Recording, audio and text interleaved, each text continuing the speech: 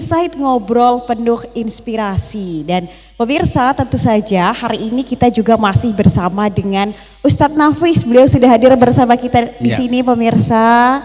Nah, beliau ini salah satu direktur pesantren dari Universitas Islam Negeri Tulungagung atau Sayyid Ali Rahmatullah Tulungagung. Alhamdulillah masih berjumpa lagi nih dengan Ustadz. Sehat ya Ustadz ya?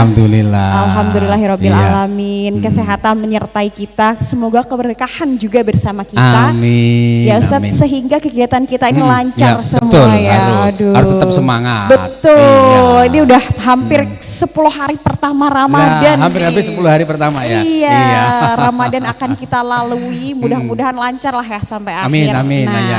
Tapi gini ya Ustadz ya, Ramadan ini kan ya memang semuanya ingin berusaha menjadi baik nih Ustadz nih. Nah, tapi tidak menutup kemungkinan juga dan kayaknya pasti ini kita ini pasti melakukan kesalahan gitu nih Ustadz. Ada juga kegiatan-kegiatan selama Ramadan kita berusaha melakukannya tapi ya ada juga pengen mokelnya.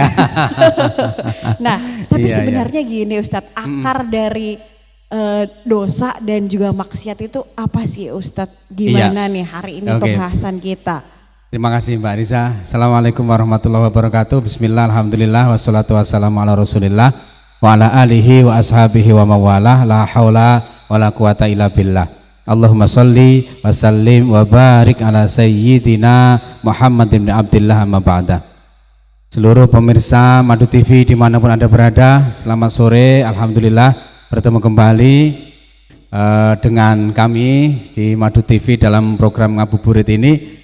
Untuk sore hari ini kita akan mencoba bincang-bincang santai berkaitan dengan manusia.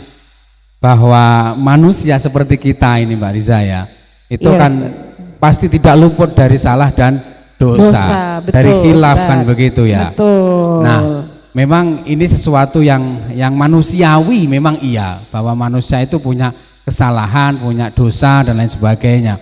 Bahkan disampaikan al-insanu makhalul khata' wan nisyan, bahwa manusia itu memang tempatnya salah dan lupa kan gitu. Namun tentu kita selaku manusia kan tidak mungkin akan lupa terus, akan khilaf terus, akan salah terus, apalagi dengan sengaja kan ya tidak mungkin. Nah maka dari itu kita selaku manusia ini tentu harus memiliki aturan-aturan, nilai-nilai, ajaran-ajaran atau tuntunan-tuntunan yang akhirnya membawa kita kepada kondisi yang meminimalisir, bisa mengurangi sisi-sisi salah ataupun khilaf itu.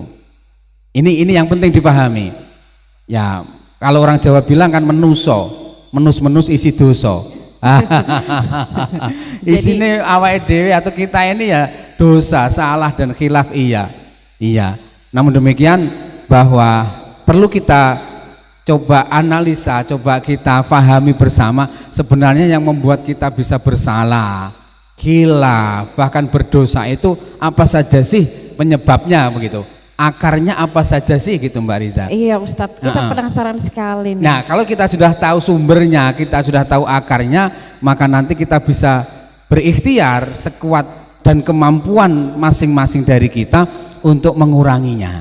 Nah ini yang penting, maka ada satu pandangan yang menyatakan bahwa akar dosa, khilaf, kesalahan yang kita lakukan itu ada 3 hal besar. Apa itu? Yang pertama adalah sifat sombong. Bahwa sifat sombong ini sangat sering muncul dalam diri kita. Sifat keakuan, sifat ananiah kalau mungkin begitu bahasa Arabnya. Sifat yang merasa kita paling bisa, paling lebih di antara orang lain. Nah ini bisa disebut dengan sifat sombong. Bahaya sekali Mbak Riza sifat sombong ini. Waduh, ini pasti efeknya banyak sekali nih, berdampaknya nih Ustadz. Betul, dampaknya besar sekali dan bahaya. Gimana? Sifat sombong ini sebenarnya sifat yang hanya bisa atau boleh dimiliki oleh Allah Subhanahu wa Ta'ala. Hanya Allah yang berhak bisa sombong. Sementara kita manusia atau makhluknya tidak diperkenankan untuk sombong.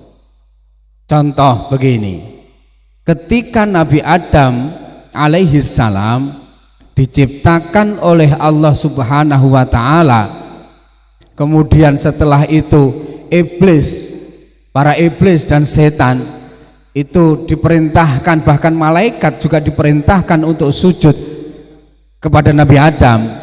Itu yang merintahkan Allah, Mbak Riza, diperintahkan. Apa yang terjadi?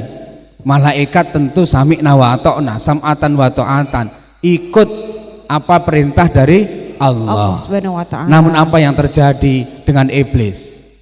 Iblis akhirnya tidak mau sujud kepada Nabi Adam atas perintah Allah tersebut, tidak mau dan membangkang.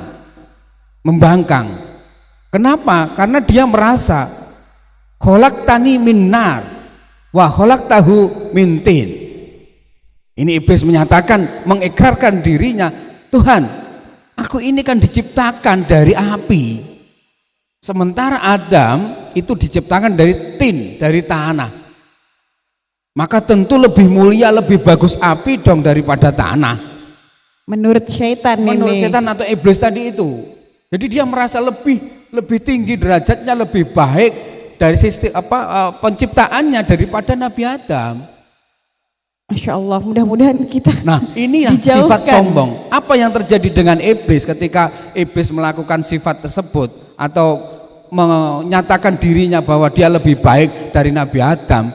Yang akhirnya yang terjadi adalah iblis dilaknat oleh Allah Subhanahu wa ta'ala ila yaumil qiyamah, yang artinya kenikmatan ketika ada di surga bersama Nabi Adam dicabut oleh Allah untuk kemudian diganti dengan laknat ila yaumil qiyamah, sampai hari kiamat dilaknat oleh Allah karena sifat sombongnya iblis. Itu artinya dilaknat karena satu sifat yang dimiliki, Ustaz. Karena satu tidak mau menjalankan perintah Allah, dan yang kedua ditambah dengan adanya kesombongan dalam dirinya, padahal sombong hanya milik Allah. Oh, artinya kesombongan itu menyebabkan dia tidak patuh begitu, Ustaz ya? Iya. Oh, merasa jadi dia lebih baik daripada Nabi Adam. Waduh, sepertinya kita juga harus hati-hati nih, Ustaz ya. Dalam kehidupan sehari-hari ini kita itu sangat kadang terlena, kadang lalai atau lupa, bahkan mungkin begitu, bahwa kita itu memunculkan adanya sifat sombong. Bahwa kita melakukan hal-hal yang itu sebenarnya merasa lebih itu boleh, tapi ketika itu memunculkan suatu sifat atau sikap, bahkan pemikiran yang meremehkan orang lain, merendahkan orang lain dan lain sebagainya, maka di situ muncullah sifat sombong. Kesifat sombong inilah yang akan menimbulkan kemaksiatan begitu, Ustadz ya. Iya dong. Ketika dia sudah sombong, maka ya dia bisa semena-mena kepada orang yang merasa dia remehkan kan. Akhirnya dia bisa bersifat melakukan dolim, berlaku seenaknya, mengejek, menghina, bahkan bisa jadi akan membunuh, kan begitu. Karena kesombongannya dia. Wah, ini Mbak Riza benar-benar menakutkan ini ya. Ya menakutkan betul sebenarnya. Ketika kita sudah mulai merasa itu kan, waduh. Maka sifat sombong ini harus benar-benar kita jauhi. Bahkan ada satu kajian dalam tasawuf itu misalnya yang menyatakan bahwa sombong ini diantara bagian dari